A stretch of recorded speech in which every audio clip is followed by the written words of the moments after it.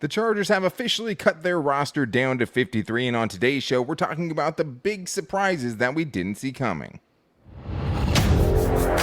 You are Locked On Chargers, your daily podcast on the Los Angeles Chargers, part of the Locked On Podcast Network, your team every day.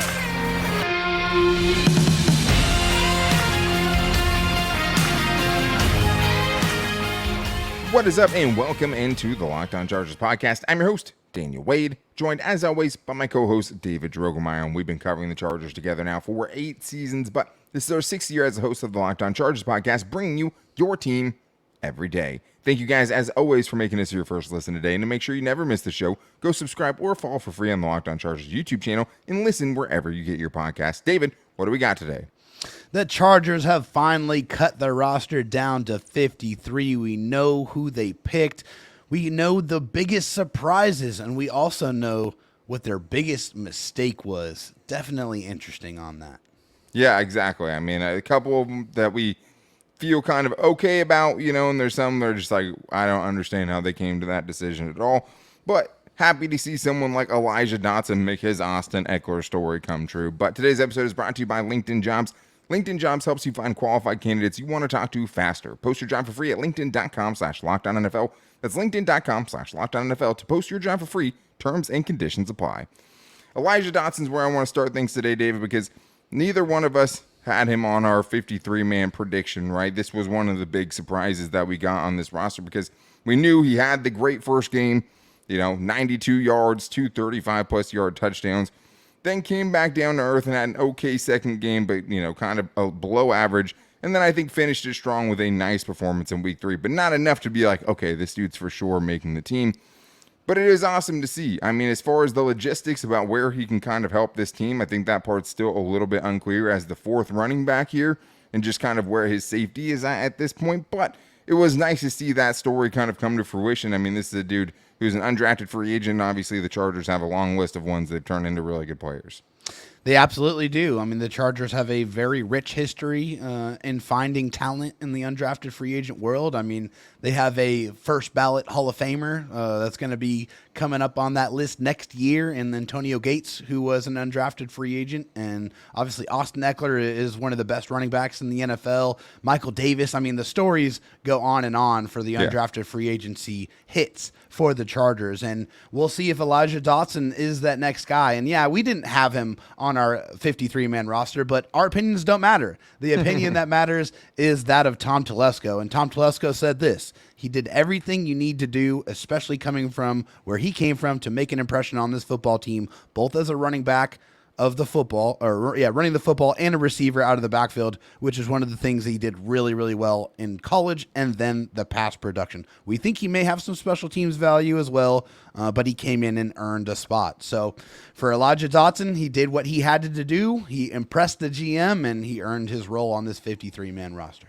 Yeah, and as a guy, after the first week of the preseason, is like, this guy definitely needs to make the roster. I mean, I think he showed in all of the games that he is an athlete that's built for this level of football. I mean, I think explosiveness-wise, I think he checks those boxes. I think he runs hard.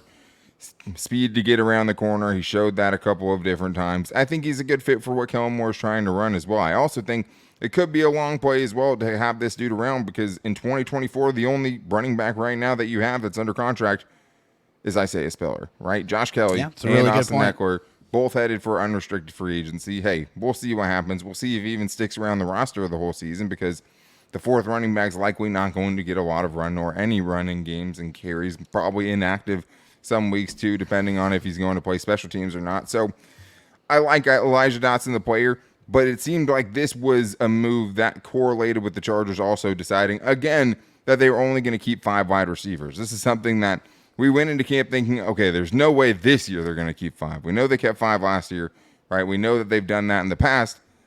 But this year, neither John Hightower nor Keelan Doss find a way to make the opening roster, leaving you with the main 3 guys, Keenan Allen, Josh Palmer, Mike Williams, the incumbents, and then the 2 rookies, Quentin Johnston and Darius Davis. But the Chargers, again, deciding to only go with 5.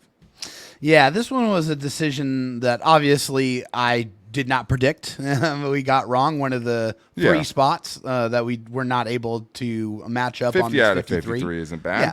Hey, that's 94.33% or whatever. I mean, I'll take that. That's an A in pretty much any class. But yeah, I didn't expect this. I thought for sure the Chargers were going to keep 6 wide receivers. I felt like after how they saw last season unfold, that it was a foregone conclusion. I mean, we were saying it all off season. They have to keep 6 wide receivers. There's no way that they can go into this season with anything less. Well, they proved us wrong. So they are going into this season, at least initially, with 5 wide receivers, but I think it's because of one specific player. Yeah, I mean, a lot of it's going to have to do with someone that could be coming back, and the guy that we originally thought was going to be the 6th wide receiver when we thought they were going to keep 6, which is Jalen Guyton, who won't be starting the season on the active roster. But I think as far as the other guys, though, I mean, you're right. Like last year, Michael Bandy got meaningful snaps. Jason Moore Jr. had meaningful snaps for this team. And after week 3 last year, you were already down Jalen Guyton and Keenan Allen for extended periods. So, like, it can happen quick. Part of the reason we thought they were going to, go with 6 this year. But it is interesting because Alex Guerrero, who is someone that represents John Hightower, who at one point we thought might have a chance to make this team and as the Jalen Guyton replacement, said this on Twitter in response to Dan W. Sports, Dan Wolkenstein, of course. And he said, John Hightower has been informed he's been cut, and this is before, the deadline passed, and he's not being signed to the practice squad. So we know that's probably not going to happen.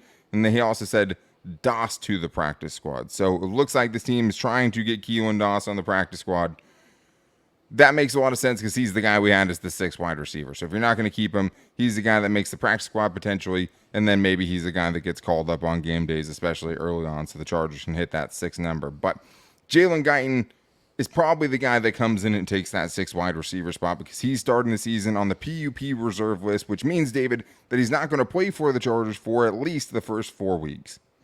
Yeah, exactly. And that was kind of expanded upon a little bit by Tom Telesco as well, just talking about where Jalen Guyton was in his prognosis and when he was going to be coming back. He said, he said he was doing really well. He's been running for a long time. He's been on the field for field work for the last, 6 or maybe 8 weeks, but just not quite there yet. So we know that he's going to miss at least 4 games, and we also know that the Chargers, whenever that is, they can activate his 21-day window, and he has to come back and be able to be activated from that window.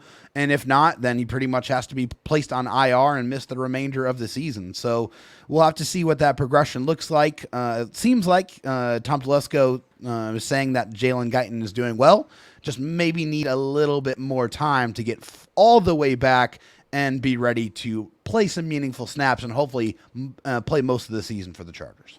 And he fits the roster much better than someone like Keelan Doss is, right? He does. Because Jalen Guyton is a legitimate deep threat, right? Yes. I mean, him as your wide receiver 5, wide receiver 6, fills out that room a little bit better than Keelan Doss was, and why we kind of wanted John Hightower at one point because he fit that role as well. But definitely.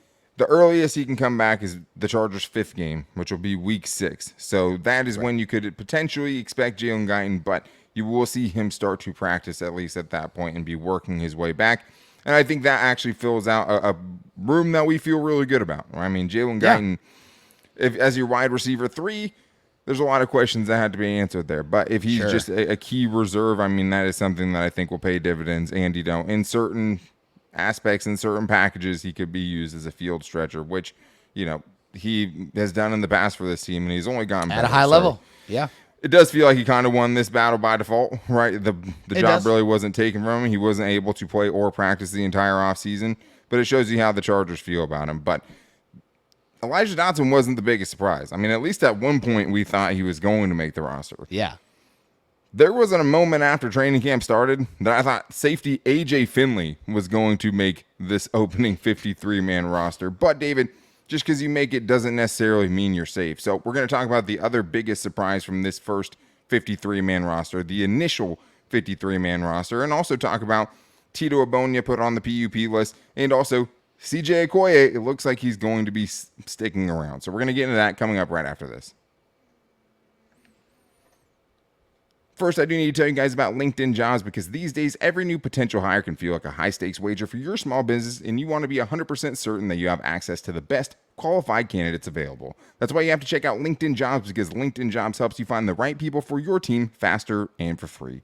Super easy to make a job post on LinkedIn Jobs, and you can do it for free. And then after you make your post, you can add your job in the purple hashtag hiring frame to your LinkedIn profile to spread the word that you're hiring. Simple tools like screening questions make it easy to focus on candidates with just the right skills and experience so you can quickly prioritize who you'd like to interview and who you'd like to hire.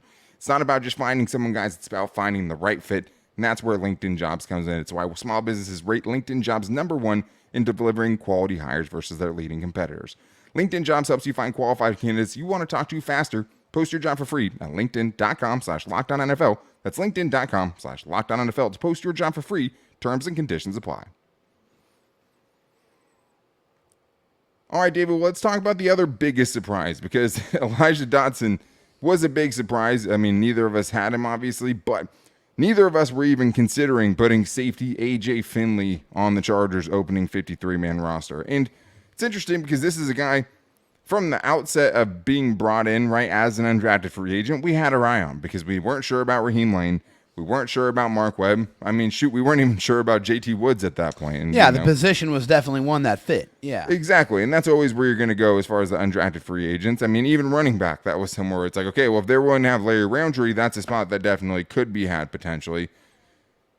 Even though after that, we didn't really see much of AJ Finley. Mostly he was relegated to second or third team defense when the Chargers had their training camp, right? We didn't see him make any splash plays in the preseason. Yet, David, when this safety list comes out, the Chargers decided to keep 5, and it was Raheem Lane and also AJ Finley that ended up bringing up the end of that room after Woods, Derwin James, and Alohi Gilman. I was probably the most shocked out of any of the guys. That's exactly where I was at, too. I was like, what? AJ Finley? What was the thought process behind that? Like, I just didn't understand that because obviously, like most of the rest of you, I was keeping up with training camp every single day, reading notes, trying to catch every single thing that Daniel Popper was writing about, and he's very thorough. He's fantastic over there at the Athletic, so he provides great detailed notes. And AJ Finley's name did not pop up pretty much at all, save for one interception, and I believe it was day 14 of training camp that he got off of Justin Herbert. But besides that, AJ Finley was very quiet. Even in the preseason games, there wasn't much to talk about. 3 tackles, 47 cover snaps, 1 catch allowed for 3 yards. That was it. I mean, there wasn't a whole lot to be able to analyze. So no, AJ Finley had to have won this job in training camp, at practice, and he won the favor of the coaches, and that's definitely what it seems like. Well, and this is in place of Mark Webb, right? When you're looking at where our roster prediction went wrong, we had 5 safeties. Yeah. We just thought they would go with the known commodity of Mark Webb. It's not like Mark Webb made himself, such a good case to why he should be on the roster. And I mean, I think this tells you kind of how they feel about him, right? But this is what Derek Ansley, the new defensive coordinator, had to say about AJ Finley. He's very intelligent, picks up things quickly, he's tough, he can run, did a really nice job in camp. So obviously, feels like the one big thing that they like is, hey, he's not giving up big plays. He's playing team defense was another thing Derek Ansley brought up. But this is definitely in place of Mark Webb. We thought 10 defensive backs would make the team. Mark Webb was playing on more special teams, right, and had played on special teams in the past for the Chargers. It made more sense, at the time, especially considering we hadn't really seen much out of both of them. They decided to go with the young guy. The guy, 48 games played at Ole Miss, 3 years as a starter there, 8 interceptions, a pretty good tackler for the most part. There's some things to like from at least the college eval, but that's kind of what you have to go back to because you didn't really see much in the preseason or in training camp for that matter. But the next guy I want to talk about, or the next thing I think that we have to talk about when you bring up guys like this, especially the roster hopefuls and the big surprises, is it's not always safe. And you think about last year with Brenden Fehoko, right? We were stoked. Chargers had waived Christian Covington. Brenden Fehoko made the opening 53-man roster. We didn't necessarily see it coming, but we thought it was the right move. Well, eventually, he ends up getting waived very soon after that. Christian Covington comes back on the roster, and then Brenden Fehoko ended up, because of injuries, making it back on the roster anyways. But these guys, David, especially with this pick, we know the Chargers are going to be hitting up the waiver wire and searching the waiver wire for some guys, and we'll be back tomorrow to hopefully talk about some guys to potentially, fill out the rest of this roster. Yeah. This feels like one of those spots where it's like, hey, nice to see him making it, but we still have to kind of wait to see how these next few days shake out. Yeah, absolutely. It's one of those don't hold your breath type of moments, just because the roster is going to change. It changed every single year for the Chargers after cut day. They've always made a couple of different moves, so you can just at least bet under on Staley, not right, always, but right Staley under Brandon Staley happened. as coach, right? So you can imagine that there's still going to be movement. That's why this is the initial 53-man roster. I doubt very seriously that it will be the final 53-man roster. There is going to be some changes, and for those last couple of spots on the roster, those are the spots that you're going to look at, and the Chargers are going to look at players all across the league that got cut and say, hey, maybe one of these guys will fit what I am looking for better than the guys that I decided to keep initially on this 53-man roster. That's going to happen. And positions like tight end, positions like safety are those type of positions that I'm sure the Chargers are going to be looking to upgrade. Yeah, and I mean, this is a guy that, if they did release him, though, you would feel like it's probably going to be for another defensive player. On the other side of the ball, offensively, you had Trey McKitty and Stone Smart both make this roster. We were in favor of Stone Smart making the team, but Trey McKitty obviously still has failed to impress over the last season plus, right? We hoped we could see more in this training camp. We didn't. Preseason, he has one catch for -5 yards, didn't block well in the preseason. No. He's another guy where, hey, Stone Smart is a nice receiver and has good upside as and receiving ability, but like maybe they try to upgrade on Trey and showed McKitty. well. Obviously played well, so that's a big part of it too. But maybe Trey McKitty is someone that they could target. Makes the team initially. Maybe that spot is still up for grabs a little bit as well. And there's some guys out there, some tight ends that could definitely be in a replacement, at least as far as the blocking goes. So it'll be interesting to see. I do want to talk about the other player on the PUP list, Otito Ogbonnia, who was a 4th-round pick out of UCLA last season, ended up getting hurt and tearing his patella tendon. Similar injury, at least, to J.C. Jackson. They had some different minor things that went wrong as well, but big-time injury, hard position to have that injury back. Yeah, terrible. We know now that he is going to be out at least the first 4 weeks. The Chargers did keep 6 interior defensive linemen. Gerard Clark did not make it. Still fingers crossed he can make it back to the practice squad potentially. Christopher Hinton ended up being that 6th interior defensive lineman after Nick Williams, Scott Matlock, Sebastian Joseph Day, Morgan Fox, and obviously Austin Johnson, who just came back from the PUP already. Since Tito couldn't get off the PUP list, now he has to miss at least the first 4 weeks. Maybe Christopher Hinton is the guy that would actually be replaced when Tito comes back, but hey, that's a serious injury. We'll have to see how it goes. CJ Okoye, on the other hand, David, we did hear an update about CJ Okoye, and it looks like he could be sticking around, which I think is awesome news. Yeah. Tom Telesco said he's really done a tremendous job. First of all, he's enormous. He's big, strong, lean body for how big he is, which is definitely true. One of the more impressive things is just working with Jay Rodgers a couple of months ago. He's has a feel for separating off of blocks and a little feel for where the ball is. He has a really long way to go, but with his work ethic, he's been outstanding. He's really into this and has a passion for the team. And he also said that they will get CJ Okoye back on the practice squad by way of the exemption, which means that the Chargers will have 17 spots on their practice squad, one of them obviously being occupied by CJ Okoye, but CJ will not play for the Chargers at any point during this season unless he is activated from that exemption. And we talked about it before, and we thought this is probably the best way it could go, right? I mean, you get an extra practice squad spot, so you have someone else there, body for practice and everything like that. Most importantly, though, an extremely, extremely raw player gets a full chance in a full season to kind of, keep working, mold the clay. Mold the clay. I mean, he is a special athlete. I mean, you can see that right away. He's gigantic, but, I mean, I think it's just cool. That's what this International Pathway Player Program is for, David. And for him, he's getting a chance to stick around, and I think that's a huge win. I think if you would have told him at the beginning of the offseason, hey, you're going to get a chance to play on this practice squad, he would have absolutely taken it. Oh, my gosh. It's fantastic. It's such a great story for him to go from never playing football ever before in his life to being a member of a NFL practice squad where you're going to be making, $15,000, $16,000 a week. So, I mean, it's a huge change for him. And not only the money, but you get to learn how to be a professional. You get to learn from the best coaches in the world. You get to play with the best players in the world. This is such a great situation. I look at this as like a redshirt year at the NFL level for CJ Okoye. Yeah. Learn, get stronger, get better, get your mind right, and then maybe give it a real shot next season. There's nothing you can be upset about it with. I mean, this is a no harm, no foul situation. There's only upside in this situation. I think it's the right move, and I don't think he's going to get picked up on waivers. So he should be back with the Chargers practice squad. And all of that being said, David, we didn't have some of the picks right. There's only one pick that I think upset us, that frustrated us because we totally disagreed with it. So we're going to get into what we think is the Chargers' biggest mistake with this initial 53-man roster. And also the Chargers finding a way to get something out of Dustin Hopkins, who was going to get released. Instead, the Chargers get a 7th-round pick out of it. We're going to talk about that move coming up right after this.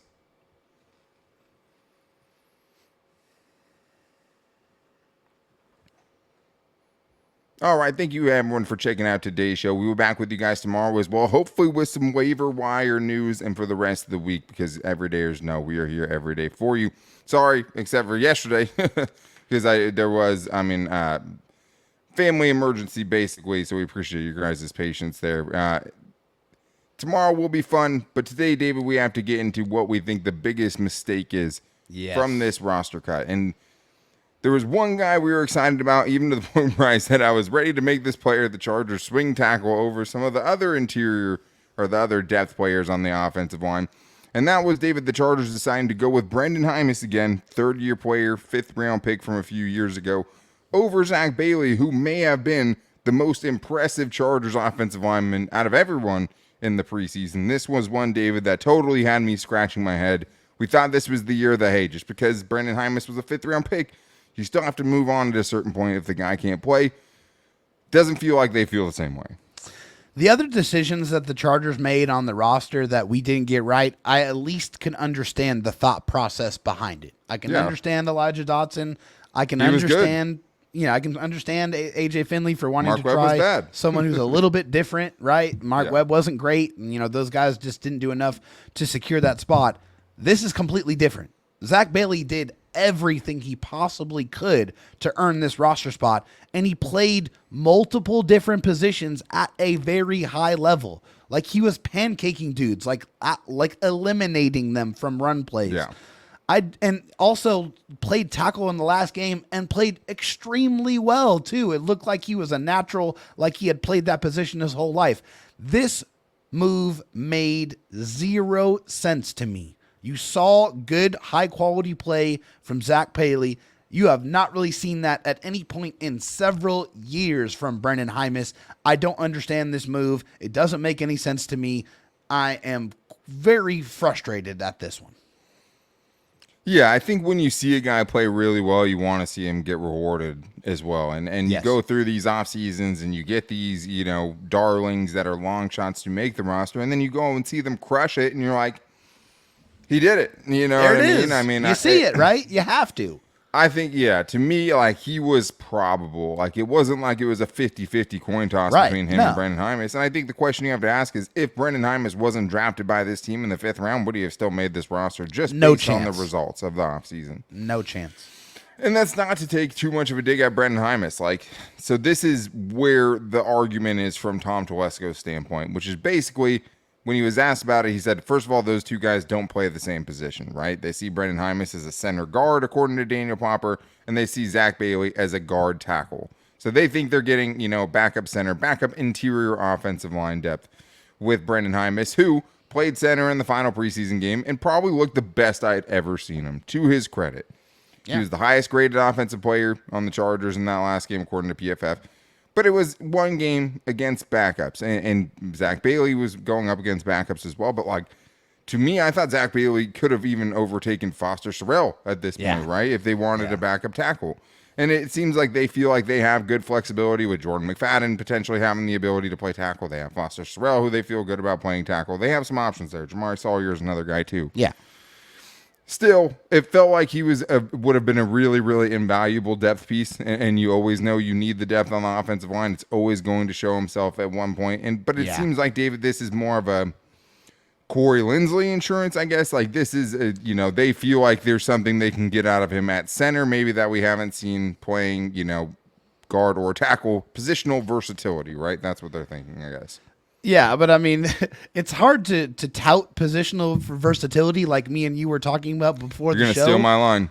I'm not going to steal it. I'm going to, that's why I'm giving you credit, but he hasn't really done anything at a high level. Positional versatility doesn't matter if you're bad at all the positions, is what I said before the show. I'll put it out there. I mean, we've seen him play in a game and it hasn't worked out. They seemed very allergic to putting him in games. They'd rather call a timeout than put him out there on the football field. They'd rather put in Senio Clemente. We'll bring up Senio Clemente's name again. No, but you're right. Like if you're not good at any of the positions, what does it matter if you have positional versatility?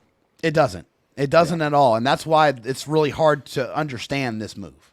It is. I mean, we'll see, and hopefully they get the best out of it. Maybe, prove me wrong, please, but I don't see it up to this point. It was nice to see some development from him. I mean, he's definitely better than he once was for sure, but it seemed like Zack Bailey you could make the argument was the best Chargers offensive lineman in the offseason, outside of the starters. So it was just interesting because he almost 100% will be on the practice squad if he clears waivers. I hope he is, because I mean that would be a very valuable piece, because that's a guy I can definitely see getting picked up by another NFL team. But every team needs offensive linemen. It feels like and then that's just like it feels like the Chargers in their depth could upgrade that as well. And they felt like I guess Foster Sorrell and Brenden Jaimes were better options.